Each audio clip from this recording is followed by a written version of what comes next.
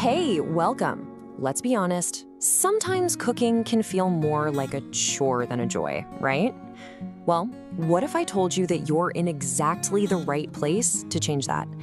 Today, we're gonna walk through a few super simple tricks that are seriously going to transform your time in the kitchen. I want you to think about this for a second. Imagine just solving those common kitchen annoyances with these clever, almost magical solutions. That's exactly what we're gonna do.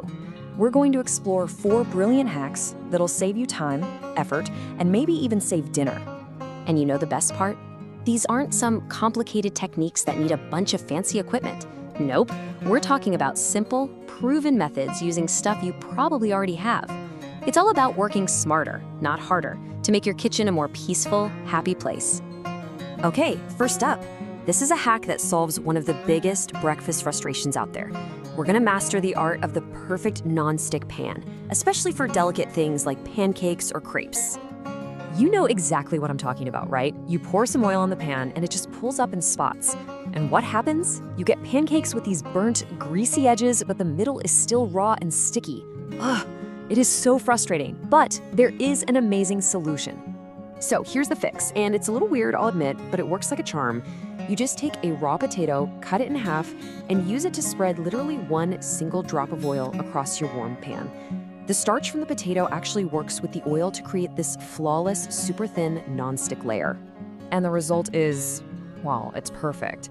You get totally even heat, and the surface is so good your pancakes will just glide right off. No more oily spots, no more sticking, just beautiful golden brown results every single time. All right, so we've just prevented a mess, but what happens when you need to clean one up? Let's move on. We have all been there. You look away for just a second, and suddenly there's a layer of burnt sugar basically welded to the bottom of your favorite pot. Oh, that black, caramelized stuff. It really feels like a lost cause. Your first instinct is probably to grab the steel wool and just scrub like crazy, but that usually just ends up scratching and ruining your cookware. There's a much gentler and honestly way more effective way to handle it. The secret here is just some simple kitchen chemistry. All you do is add a spoonful of baking soda, cover the burnt part with water, and just gently heat it up. See, baking soda is a mild alkali, and it reacts with the hot water to break down and dissolve all that tough, burnt-on gunk. You're not scrubbing, you're letting science do all the heavy lifting for you. And this is the magic part. As it heats up, you'll see these gentle bubbles start to form, and they get right underneath that burnt layer, lifting it clean off the surface of the pot. It is so satisfying to watch the pot basically clean itself. It's awesome. Okay, our next hack tackles a smaller but oh so maddening kitchen problem, getting parchment paper to just behave itself. I absolutely love this quote because it nails the feeling of this trick. It seems a little counterintuitive at first, but once you see how well it works, you are gonna wonder how you ever baked without it. It's a never-ending battle, isn't it? The paper wants to curl up, it slides around, the corners pop up. You spend more time wrangling the paper than you do actually getting your food ready. Well, let's put an end to that right now. The whole technique isn't how you prep the paper. You take a sheet that's a bit bigger than your pan, you fold it, and then you make 2 strategic little snips. These cuts, they're the key to the whole thing.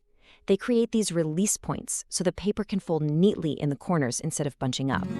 And the result is just pure kitchen zen. When you put the paper in the pan, those little cuts let the corners overlap perfectly, creating this beautiful custom liner that actually stays put. It's such a small change, but it brings so much calm to your baking prep. And now for our final hack. And trust me, this one is a real dinner saver. We're talking about how to rescue a dish when you've made one of the most common cooking mistakes, adding way, way too much salt. Oh, it's that heart-sinking moment. You've spent all this time making a delicious soup or stew. You go for that final taste and bam, it's a total salt bomb. Your first thought is probably, well, I guess I have to throw this all out. But wait, don't you dare. Okay, we need to talk about this because we have to bust a huge kitchen myth. A lot of people will tell you to just throw a potato in there to soak up the salt. But scientifically, that just doesn't work. A potato absorbs salty liquid, sure, but it doesn't just suck up the salt itself. The real fix is all about 2 things, balance or dilution. A little bit of acid, like lemon juice, doesn't actually remove the salt, but it kind of tricks your taste buds into thinking it's less salty. Or, if you have room in the pot, just diluting with more water or broth literally lowers the salt concentration. Either way, the most important thing is your dinner is saved. So as we wrap things up here, let's just zoom out for a second. These aren't just 4 random tricks, you know? They really represent a whole new way of thinking about cooking. A philosophy that's all about calm, confidence, and being clever. So what did we learn? We learned that really simple things, like a potato or some baking soda, can be incredibly powerful tools. We learned that understanding a little technique is always better than just using brute force. And I think, most importantly, we learned that a kitchen free from stress and frustration, it's not some fantasy. It is absolutely possible.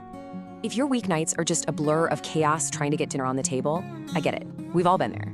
But what if I told you there are a few secrets, like actual pro-level secrets, that could change everything? Well, today, we're stealing them. Does this sound familiar?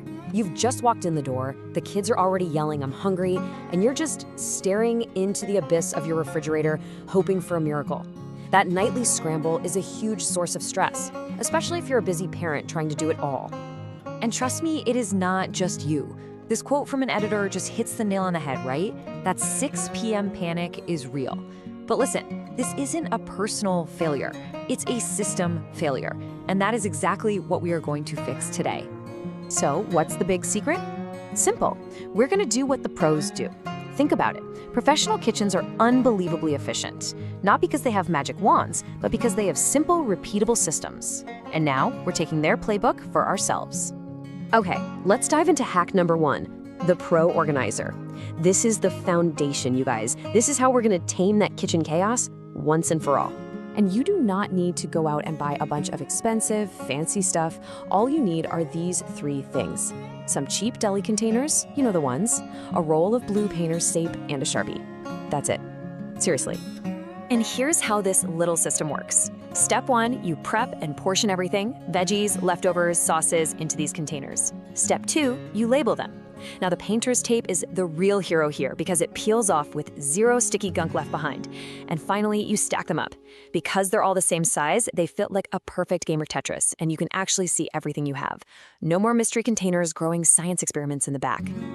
All right, our fridge is now a beautiful beacon of organization. So let's tackle the next time vortex, the weekday morning breakfast rush.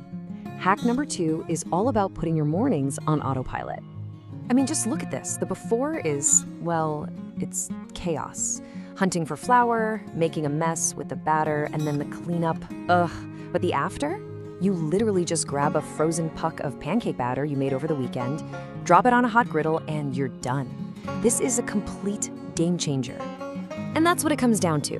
1 minute. That's all it takes to go from freezer to a hot, sizzling pancake. Think about that for a second. That's how you get your time back. Okay, on to our final big hack. This one is such a double win. It's gonna stop you from wasting food, and it's gonna lock in amazing flavor for your cooking. And this makes a huge difference.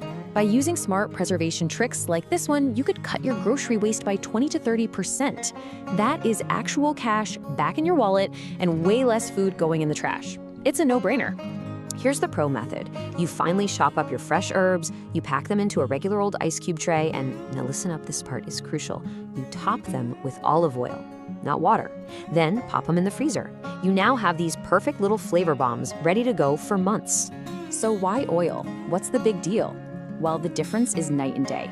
Water gives you frosty, brown, mushy herbs that are all clumped together. But oil actually protects the herbs from freezer burn. It preserves that beautiful green color and, more importantly, the flavor.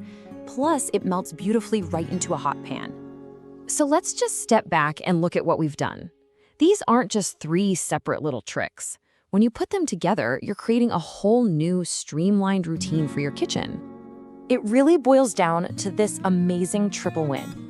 You're spending way less time prepping, you're wasting less food, which means you're wasting less money, and maybe the best part of all, you have so much less to clean up at the end of a long day. But hey, since you're here, why not a quick bonus round? I've got 2 more super fast pro secrets that are just too good not to share. First up, are you sick of your cucumbers turning into a mushy mess after 2 days? Just wrap them in a dry paper towel before you put them in the fridge. That's it. The paper towel soaks up all the extra moisture and keeps them crisp for days longer. And for the grand finale, this one sounds a little weird, but it's genius. For instant coffee foam without a fancy frother, just fill a clean, and I mean thoroughly cleaned, soap dispenser with a little milk. A few pumps, and that's it. The pump forces air into the milk and gives you perfect cafe-style foam in seconds. So there you have it. These aren't just tips. They are systems designed to give you back your most precious resource, your time. So the only real question left is, now that you've hacked your kitchen, what are you going to do with all that time you just got back?